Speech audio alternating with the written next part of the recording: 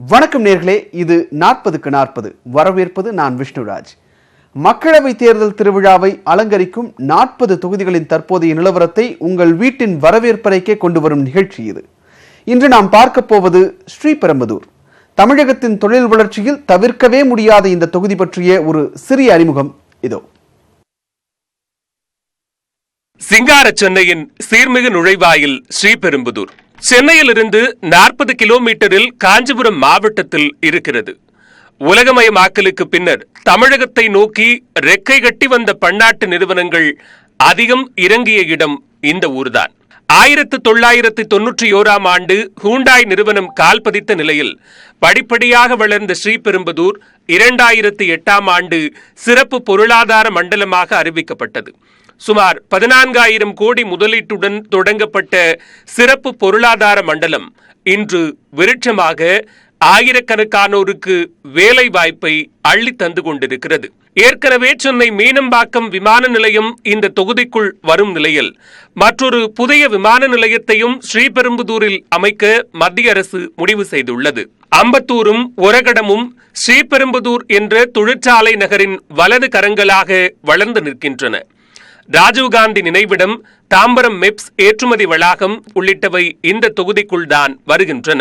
மதுரவாயல், அம்பத்தூர், ஆலந்தூர், ஸ்ரீபெரும்புதூர், பல்லாவரம், தாம்பரம் என 6 சட்டமன்ற தொகுதிகளை கொண்டிருக்கிறது இந்த மக்களவை தொகுதி. அதில் தலா 3 தொகுதிகளை அதிமுகவும் திமுகவும் கைவசம் வைத்துள்ளன. அதனால் இந்த முறை போட்டி கடுமையாக இருக்கும் என்று எதிர்பார்க்கப்படுகிறது. இந்த தொகுதியில் 22,30,851 வாக்காளர்கள் உள்ளனர். தொடக்கம் முதலே இது திமுகவின் கோட்டைதான். இடையில் 3 முறை காங்கிரசின் கைக்கு சென்று வந்தது. அந்த கட்சியின் மரகதம் சந்திரசேகரே 3 முறையும் எம்பியாக தேர்வாகி டெல்லி சென்றார். அதிமுக 1998 2ஆம் முறையாக இந்த தொகுதியை கைப்பற்றியது. அதன் பின்பு தொடர்ந்து 3 முறை திமுகவே வெற்றி பெற்று வந்த தொகுதி இது. கிருஷ்ணசாமி 2 முறையும் TR பாலு 1 முறையும் வென்றிருந்தனர். TR பாலுவுக்கு அவரது வாழ்க்கையில் 5வது மக்களவை வெற்றியை கொடுத்த தொகுதி இது.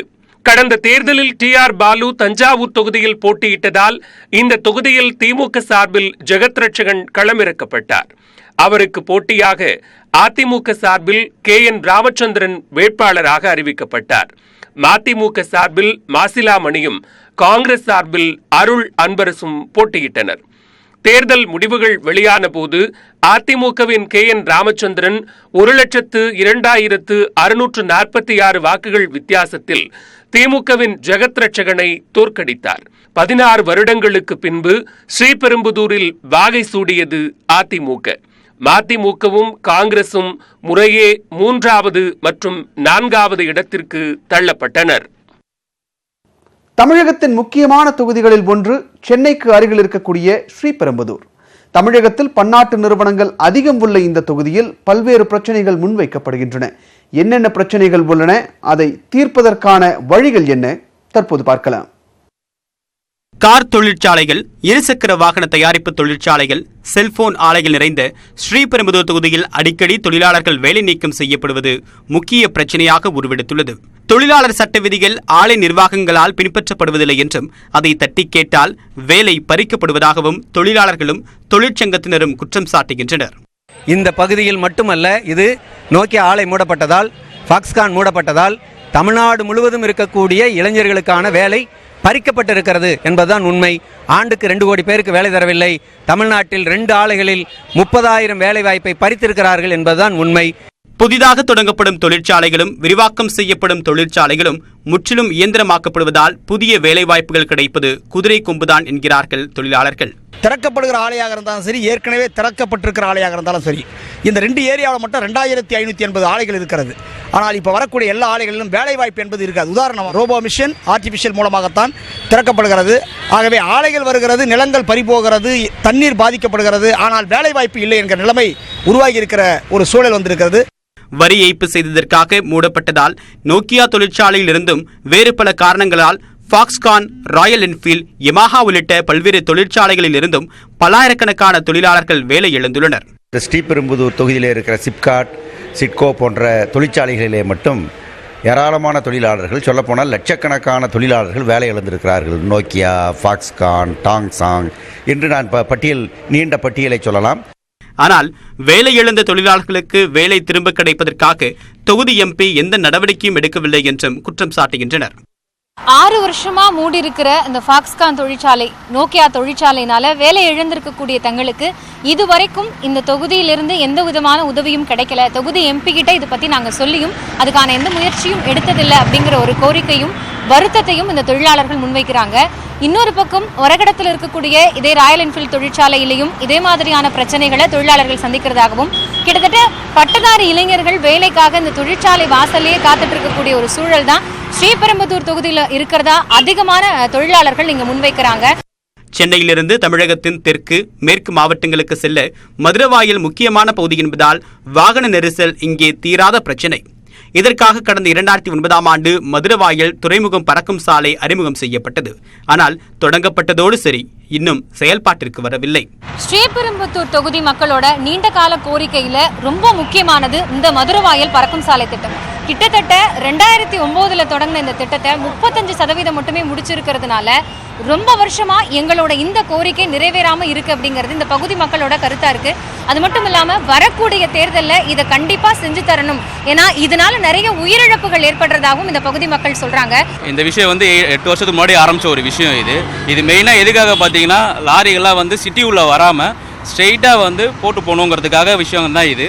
பட் ஆனால் ஒரு சில அரசியல் சூழ்நிலைனால இதை ஸ்டாப் பண்ணிட்டாங்க. பூந்தமல்லி, ஸ்ரீபெரும்புதூர் உள்ளிட்ட பகுதிகளில் தொழிற்சாலைகளும் எண்ணற்ற கல்வி நிறுவனங்களும் நிறைந்திருப்பதால் காலையும் மாலையும் ஆயிரக்கணக்கான வாகனங்கள் மதுரவாயலை கடந்து செல்கின்றன. கல்லூரிக்கும் பள்ளிக்கும் செல்லும் மாணவர்களின் நிலையோ படு திண்டாட்டம்தான்.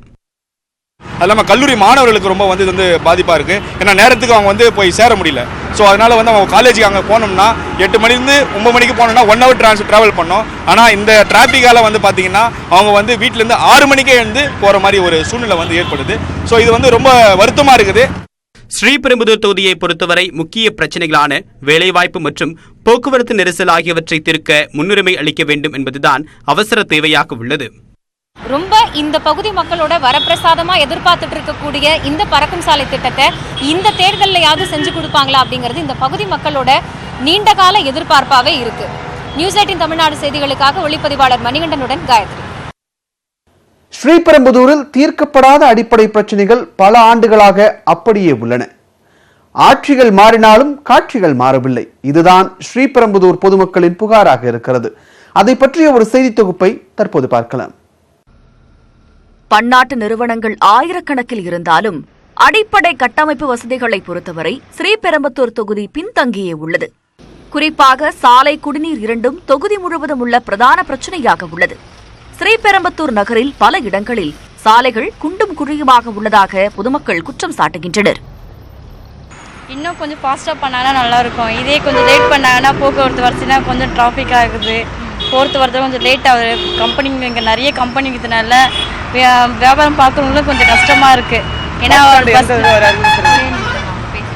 பஸ் ஸ்டாண்டு இப்போதைக்கு எங்கே வருது என்ன கூட தெரியாமல் ஒவ்வொருத்தருக்கு போகிறது வரது ரொம்ப நெரிச்சலாக இருக்குது. ஸ்ரீபெரும்புதூர், வேலூர் இடையே உள்ள முக்கிய இணைப்பு நகரமான வாலாஜாபாத்திலும் சாலை வசதி சரியாக இல்லை.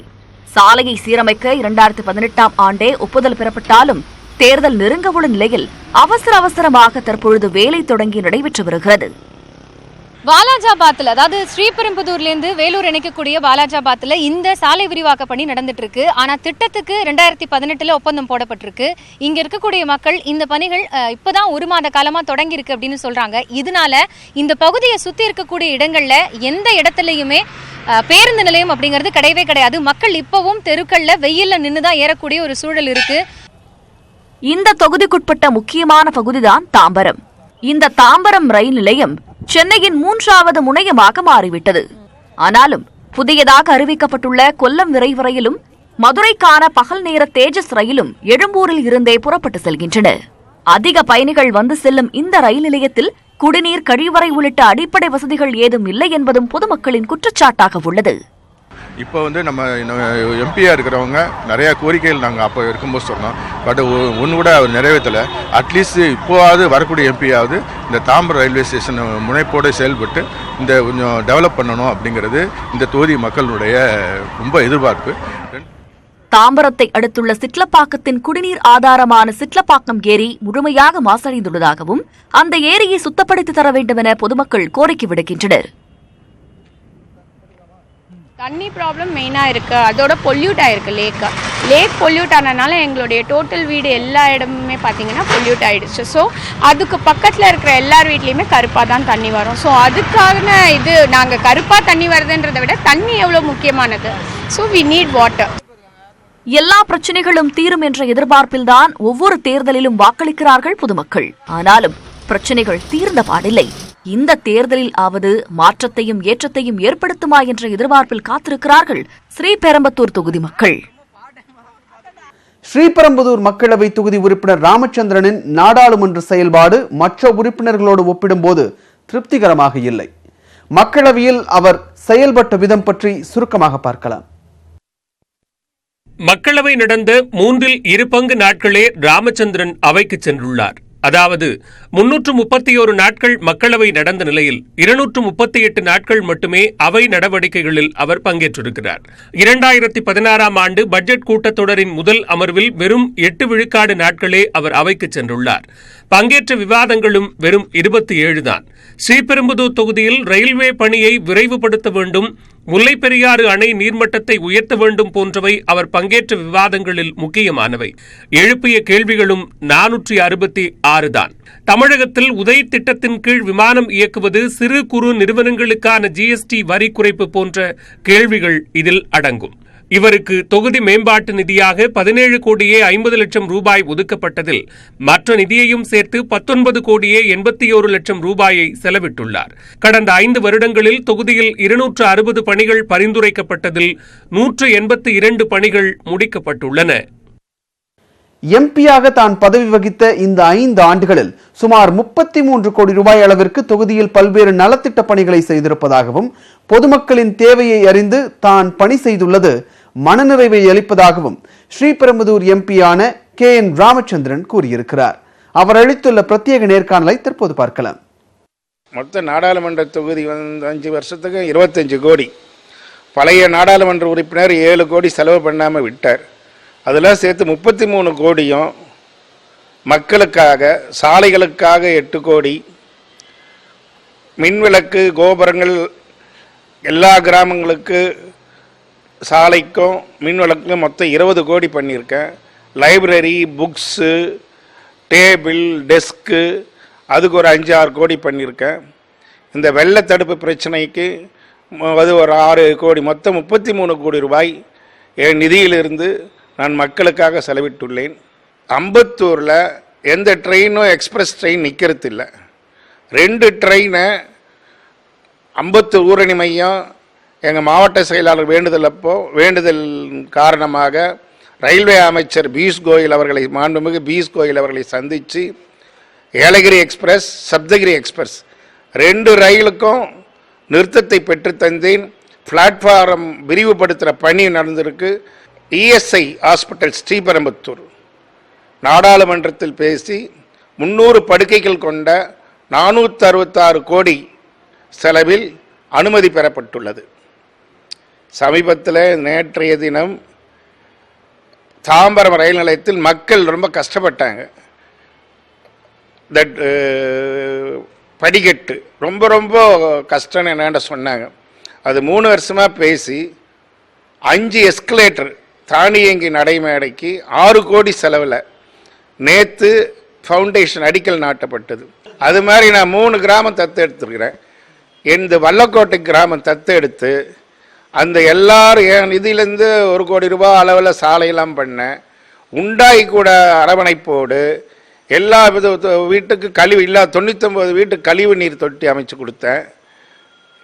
கழிவு வடிகால் கழிவு டாய்லெட் அமைச்சு கொடுத்தேன். அப்புறம் 36-46 வீடுகளுக்கு கால்நடை கொடுத்தேன். இப்போ மின் மயமாக இருக்குது. 2வது வல்லக்கோட்டைக்கு நான் ஏற்கனவே அது அறங்காவலர் குழு தலைவராக இருந்து கிட்டத்தட்ட ஒரு 2 கோடி செலவில் ராஜகோபுர பணி, என் சொந்த செலவிலேயே 45-50 லட்ச ரூபா பண்ணியிருக்கேன்.